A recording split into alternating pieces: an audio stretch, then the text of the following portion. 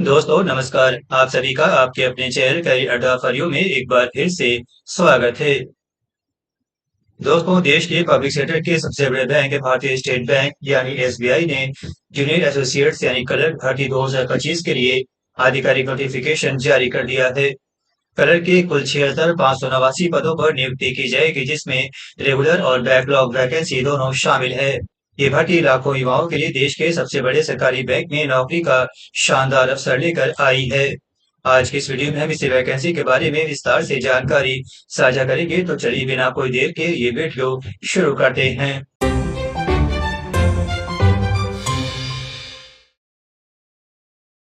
SBI में junior associates यानी clerk के लिए ऑनलाइन आवेदन की प्रक्रिया 6 अगस्त 2025 से शुरू हो चुकी है। ऑनलाइन आवेदन की अंतिम तारीख 26 अगस्त 2025 से रखी गई है। आवेदन शुल्क जमा करने ऑनलाइन आवेदन में सुधार की अंतिम तारीख भी 26 अगस्त 2025 है। आवेदन का प्रिंट आउट लेने की अंतिम तारीख 10 सितंबर 2025 रखी गई है।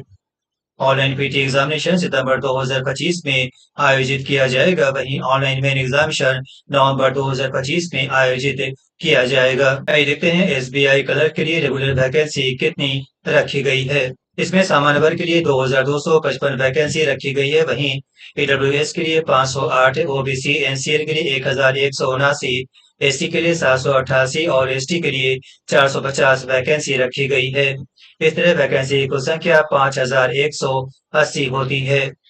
यह नोट करें कि इसमें दिव्यांग श्रेणी के लिए 222 पद आरक्षित है, वहीं पुरुष सैनिकों के लिए 508 और दिव्यांग पुरुष सैनिकों के लिए 214 पद आरक्षित रखे गए हैं।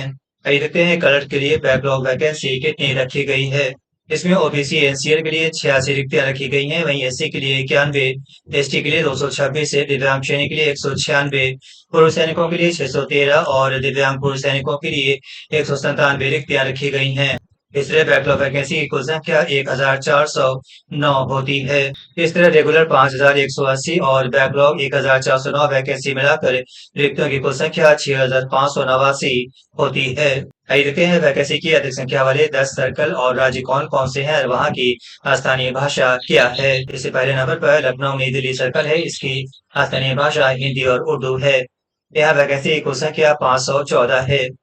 दूसरे नंबर पर महाराष्ट्र मुंबई मेट्रो है, यहाँ की स्थानीय भाषा मराठी है। यहाँ वैकेंसी की कुल संख्या 476 है।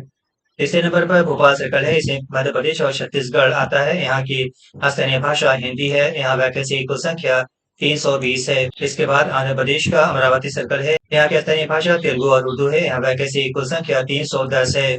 इसके बाद पश्चिम बंगाल और बेंगलुरु सर्कल आता है, यहाँ की स्थानीय भाषा बंगाली और कन्नड़ है।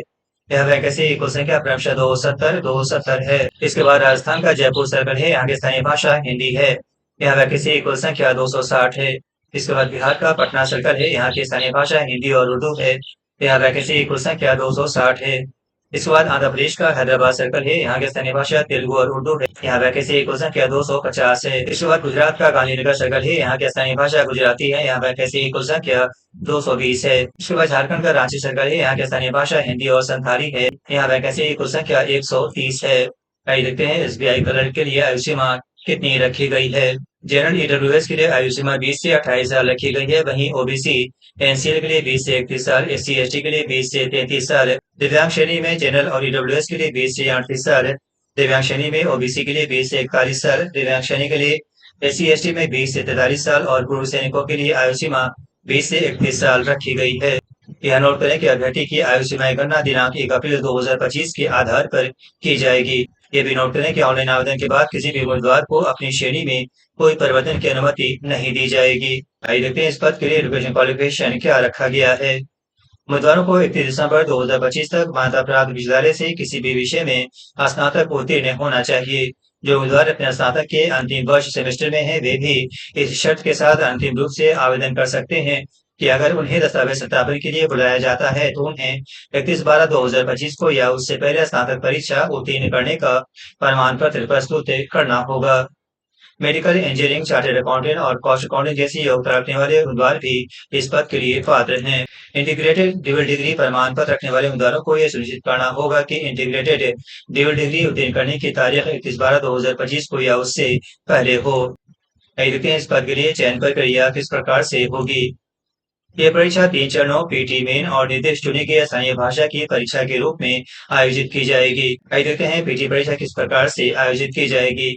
इस टेस्ट में 100 अंकों का ऑब्जेक्टिव क्वेश्चन रहेगा। ये परीक्षा ऑनलाइन आयोजित की जाएगी। परीक्षा 3 सेक्शन में निम्न प्रकार से होगी। इसमें इंग्लिश लैंग्वेज, न्यूमेरिकल एबिलिटी और रीजनिंग एबिलिटी से प्रश्न पूछे जाएंगे। इंग्लिश लैंग्वेज में प्रश्नों की कुल संख्या 30 रहेगी। वहीं न्यूमेरिकल और रीजनिंग में प्रश्नों की संख्या क्रमशः 35 रहेगी। इंग्लिश लैंग्वेज का सेक्शन अधिकतम 30 नंबरों का होगा। वहीं न्यूमेरिकल और रीजनिंग का सेक्शन 35 नंबरों का होगा।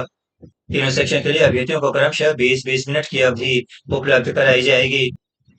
इसलिए पीटी परीक्षा में प्रश्नों की कुल संख्या 100 रहेगी। इसके लिए अधिकतम 100 नंबर निर्धारित किए गए हैं। अभ्यर्थियों को इसके लिए 1 घंटे की अवधि उपलब्ध कराई जाएगी।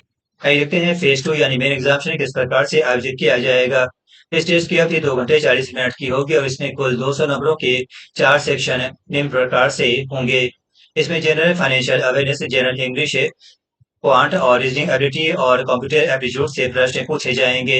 जनरल फाइनेंशियल अवेयरनेस में प्रश्नों की संख्या 50 रहेगी। वहीं इंग्लिश में प्रश्नों की संख्या 40 है और क्वांट और रीजनिंग एबिलिटी में प्रश्नों की संख्या क्रमशः 50 रहेगी। जनरल और फाइनेंशियल अवेयरनेस सेक्शन एकदम 50 नंबरों का होगा। वहीं जनरल इंग्लिश का सेक्शन 40 नंबरों का, क्वांट का सेक्शन 50 नंबरों का और रीजनिंग एबिलिटी और कंप्यूटर एप्टीट्यूड का सेक्शन 60 नंबरों का होगा। जनरल फाइनेंशियल अवेयरनेस और जनरल इंग्लिश के लिए अभ्यर्थियों को क्रमशः 35 मिनट की अवधि उपलब्ध कराई जाएगी। वहीं क्वांट और रीजनिंग एबिलिटी और कंप्यूटर एप्टीट्यूड के लिए अभ्यर्थियों को क्रमशः 45 मिनट की अवधि उपलब्ध कराई जाएगी।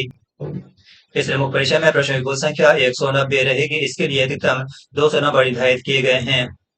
इसके लिए अभ्यर्थियों को 2 घंटे 40 मिनट की अवधि उपलब्ध कराई जाएगी। यह नोट करें कि पीटी और मेन एग्जामिनेशन में 1/4 नेगेटिव मार्किंग का प्रावधान किया गया है। आइए देखते हैं स्थानीय भाषा की परीक्षा किस प्रकार से आयोजित की जाएगी।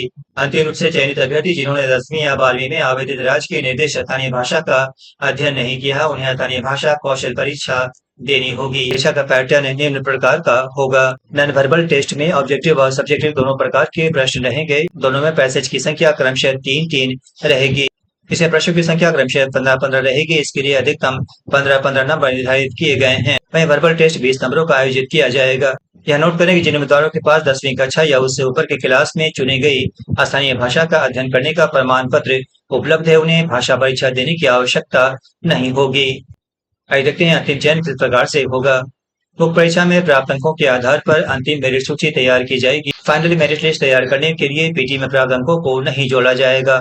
अंतिम चयन से पहले स्थानीय भाषा परीक्षा आयोजित की जाएगी। इस परीक्षा में सफल नहीं पाए जाने वाले उम्मीदवारों को अयोग्य घोषित कर दिया जाएगा। आइए देखते हैं क्लर्क को सैलरी और अलाउंस कितना मिलेगा। जूनियर एसोसिएट्स यानी क्लर्क को 24,050 से 64,480 रुपए के स्केल के तहत वेतनमान मिलेगा। जूनियर एसोसिएट्स यानी क्लर्क को समय समय पर लागू नियमों के अनुसार DA, HRA, lease rental, CCA, PF, NPS, LFC और मेडिकल सुविधा आदि के साथ अन्य भत्ते मिलेंगे।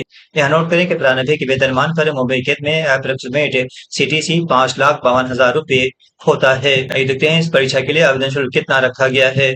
जनरल ईडब्ल्यूएस और ओबीसी उम्मीदवारों के लिए आवेदन शुल्क 750 रुपए रखा गया है। वहीं एससी, एसटी और दिव्यांग श्रेणी को आवेदन शुल्क से छूट प्रदान की गई है। आवेदन शुल्क का भुगतान केवल ऑनलाइन माध्यम जैसे debit card, credit card, internet banking आदि से स्वीकार किया जाएगा। यह नोट करें कि एक बार भुगतान किया गया शुल्क किसी भी स्थिति में वापस नहीं किया जाएगा और न ही इसे किसी अन्य परीक्षा या चयन के लिए आरक्षित रखा जा सकता है। आइए देखते हैं इस पद के लिए आवेदन कैसे करें। सबसे पहले उम्मीदवार एसबीआई की आधिकारिक वेबसाइट sbi.co.in पर विजिट करें। करियर सेक्शन में recruitment of junior associate 2025 link पर क्लिक करें। ये लिंक डिस्क्रिप्शन में दिया गया है। इसके बाद न्यू रजिस्ट्रेशन पर क्लिक करके अपनी ईमेल आईडी और मोबाइल नंबर के साथ पंजीकरण करें। पंजीकरण के बाद प्राप्त लॉगिन डिटेल से लॉगिन करें और आवेदन फॉर्म भरें। इसके बाद सभी जरूरी दस्तावेज अपलोड करें और आवेदन शुल्क का भुगतान करें। फॉर्म को सबमिट करने से पहले पुनः जांच लें और अंतिम रूप से सबमिट कर आवेदन की प्रिंट कॉपी अपने पास सुरक्षित रखें। ऑनलाइन आवेदन के समय आवेदकों को निम्नलिखित दस्तावेज स्कैन कर अपलोड करना होगा।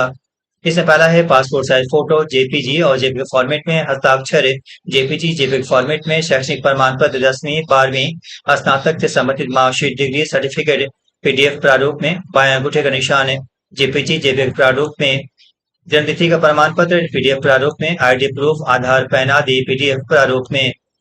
दस्तावेज के अपेक्षित आकार के संबंध में आवेदक विज्ञापन के एनेक्सर 2 को देख सकते हैं। आवेदन करने के डिस्क्रिप्शन में दिया गया है। आइए देखते हैं एसबीआई क्लर्क के लिए पीटी और मुख्य परीक्षा केंद्र कहाँ बनाए जाएंगे। बिहार में आरा, भागलपुर, दरभंगा, गया, मुजफ्फरपुर, पटना और पूर्णिया में परीक्षा केंद्र बनाए जाएंगे। वहीं झारखंड में बोकारो, धनबाद, हजारीबाग, जमशेदपुर और रांची में परीक्षा केंद्र बनाए जाएंगे। दिल्ली में दिल्ली एनसीआर और एनसीआर सिटीज में परीक्षा केंद्र बनाए जाएंगे। वहीं यूपी में आगरा, अलीगढ़, बरेली, फैजाबाद, गाजियाबाद, गोरखपुर, झांसी, कानपुर, लखनऊ, मथुरा, मेरठ, मुरादाबाद, मुजफ्फरनगर, नोएडा, ग्रेटर नोएडा, प्रयागराज और वाराणसी में परीक्षा केंद्र बनाए जाएंगे। मध्य प्रदेश में भोपाल, ग्वालियर, इंदौर, जबलपुर, सागर, सतना और उज्जैन में परीक्षा केंद्र बनाए जाएंगे।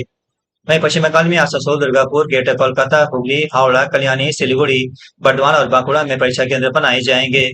अन्य राज्यों के अभ्यर्थी अपने परीक्षा केंद्रों की जानकारी विज्ञापन के एनेक्सर 1 से ले सकते हैं। विज्ञापन का लिंक डिस्क्रिप्शन में दिया गया है। परीक्षा केंद्र तारीख सत्र में परिवर्तन के किसी भी अनुरोध पर विचार नहीं किया जाएगा। एसबीआई अपने विवेक के अनुसार किसी भी परीक्षा केंद्र को रद्द करने और या कुछ अन्य केंद्र जोड़ने का अधिकार सुरक्षित रखता है। दोस्तों, उम्मीद है इस वैकेंसी की जानकारी आप सभी को पसंद आई होगी। जानकारी पसंद आई हो तो फटाफट चैनल को लाइक, सब्सक्राइब, कमेंट और अधिक से अधिक शेयर करें। इसके साथ ही नोटिफिकेशन की घंटी को भी प्रेस करना ना भूलें ताकि हमारी आने वाली तमाम वीडियो सबसे पहले आप तक पहुंचे। मिलते हैं अगली वीडियो में एक नई और शानदार वैकेंसी के साथ। नमस्कार।